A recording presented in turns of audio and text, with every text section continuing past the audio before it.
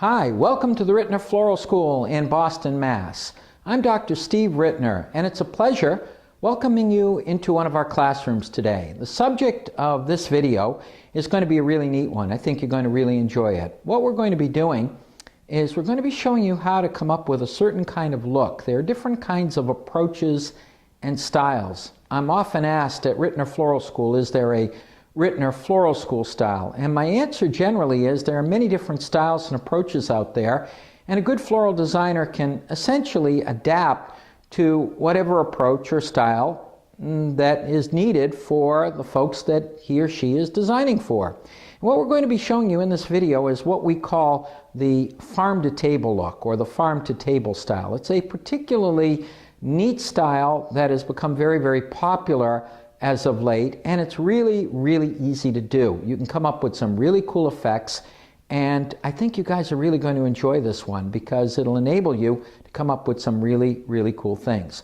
So let's start off. We've got a container. It is a footed container. I like this particular kind of container for this kind of look because it allows us to let our materials droop down. We've got our foam in place, and we're just about ready to go. And the first thing we want to do is start with some of our foliage, and we're going to be using a really, really neat foliage on this design that I think you'll find will really enable us to come up with a cool effect. What we're going to be doing is using this stuff. This is called seeded eucalyptus, seeded eucalyptus. It is a very, very neat foliage, and it's got rather flat leaves. They're kind of a silvery green, and it's got these little pods. And it really is quite pretty. It's nice stuff to look at, and it gives a really, really cool effect. And this stuff is going to enable us to come up with a really interesting effect right from the get-go. And so I'm taking some of my seeded euc and I'm placing it, working it around the extremities of the design. Now this design is largely going to be, I would say, essentially a one-sided piece. We could do these things so that they can be viewed all the way around, but I think that they really work particularly well as one-sided type designs. And you'll notice, my viewer, that what I'm doing is I'm starting off by taking pieces of seeded eucalyptus and I'm working them around. And I'm deliberately letting some drip this way, some drip that way. Just the nature of this particular kind of foliage really enables us to come up with a cool effect right from the get-go. So I think when you're doing this kind of look, or you're going after this kind of look, one of the essential things to consider is making use of something like this, because it kind of gives you a wild kind of effect before you even add a single flower to it. And what I'm doing is I'm going to take some of my seeded euc and I'm really, really working it around the periphery of my piece. In other words, I've got some floating here and some here and some here and some working around like so. So that I'm really coming up with an interesting effect before I add a single flower to my design. You'll notice, my viewer, this is really a very, very quick kind of thing. You can come up with this kind of effect really, really nicely. Now I do have some area here that's open, and I'm going to take some of my ferns. I've got, we call it baker fern or leather leaf here, and I'm going to take some pieces of my foliage, and I'm also going to green a little bit in here towards the center. And I'm doing this now because it's much easier for me to get my foliage in at this point. So I'm going to do a little bit of general covering in terms of my foliage, and I'm getting this in right from the get-go in terms of the front part of my design. I also would put a little bit of this stuff into the back part of the design as well, because by placing it there, I can cover all my mechanics and have it nice and clean from that point of view. But I'm using this very, very lightly. In other words, I'm placing a little bit of this here and there. I'm not overdoing it, just enough to cover my mechanics. Now we can start adding some of our flowers to it. And these designs really are so wonderful because we can use so many different things.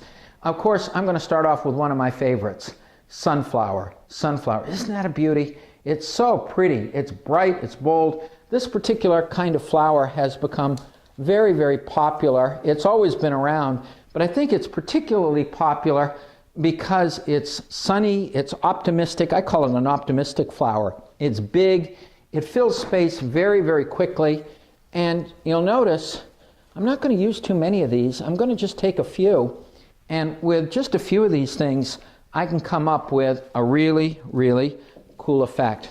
And so taking some of my sunflowers, and just bear with me, my viewer, as I cut them and I put them in here. And notice, my viewer, with 3 sunflowers, look how that fills space very effectively. And so when you're doing one of these things, sometimes starting off with a fairly large flower like this and working a few in as a starting point really, really helps in terms of coming up with an interesting kind of an effect. Now, I'm going to be playing with a few other things in this particular video. We're going to play with another very, very popular flower. These are hydrangea. This is an amazing variety that comes with kind of a greenish to pinky to lavender effect. The neat thing about this particular hydrangea is not only does it look pretty, but we can break it down. It actually will break down into smaller pieces, and it dries well. And when it dries, it almost feels like paper. That's the best way of describing it. Not all hydrangea have this kind of an effect, but I'm using a variety here that does. And the advantage of this is that I can take a piece of this hydrangea, and if I have a smaller piece, I can take it, I can add wire to it. Here I'm taking a little piece of my florist wire, add wire to it, make it longer, and then I can bend and twist this. I can cover my mechanics by taking a little bit of my florist tape and taping over it. So it gives me a wonderful, wonderful way of coming up with some really cool effects using another flower that has become very, very popular. And what I'm going to do, my viewer, is I'm going to take some of my hydrangea and I'm going to gradually work some of it in through my piece. So I can take my hydrangea either in the full size, or I can take it in smaller amounts, and I can place it into my design. And that's exactly what I'm going to do here. And you notice they fill the space very, very well. They give me a really, really pretty effect. That's one reason this particular flower happens to be definitely on my list of favorite flowers out there to use, because it does work so well in terms of coming up with effects on things like this. So I'm taking some of my hydrangea and I'm just gradually working it around. Notice that I'm working from left, coming gradually over towards the right side. I can always add a little bit more later if I feel that I see a spot or two that needs doing. I can do that. But this really gives me a very, very pretty effect. So notice, my viewer, in doing this kind of look, I start off with my foliage. The foliage gives us the general view of this and makes it feel kind of wild and drippy and droopy, using a very strong big flower in the middle, and then working some traces of this stuff here, the hydrangea, for contrast, really is going to give me some really neat effects. Now let's mix this with a few other things. We've got some other very, very neat materials available to us today that we're going to be playing with in our designing. For example, this is one of my favorite flowers. Dahlias. Dahlias, they're so pretty. They're available at this time of the year. They give us a very, very pretty effect. They come in a variety of different colors. We have today some of the dahlias that are in orange. We also have today some of our dahlias in a lavender color as well. So we really have some kind of neat things to be able to play with. We're going to work these into our design to give us kind of a counterbalance and a counter effect. I did mention that we have some in lavender as well. I like the lavender or purple dahlia. They're a little bit dark in terms of our camera, but they really give a very, very pretty effect. And so I'm going to take some of these and I'm just going to kind of work a few in to the design in between. So it gives me a very, very cool effect to my designing. So notice how that's coming together very, very nicely. I'm going to take a little bit more and I'm going to work one over here. And let's see, what else do we have? I'm checking my design bench in terms of this. Oh yes, I've got another piece. So I'm going to work another one down over here. Doesn't that give a pretty effect, my viewer? It's a little bit of contrast. Now, the advantage, of course, when we're playing with our dahlias is we also end up having a few of our buds as well. And so we can make use of that as well. This kind of look kind of likes that kind of mixture of full-size flowers and also buds. So I'm going to take a few of my buds of my dahlias, and notice I'm sticking one over here. I'm placing another one over there. These things are small, but they're subtle, and when we look at the overall picture of our design as we get more and more into the arrangement, adding these things really does make a difference in terms of how the thing presents.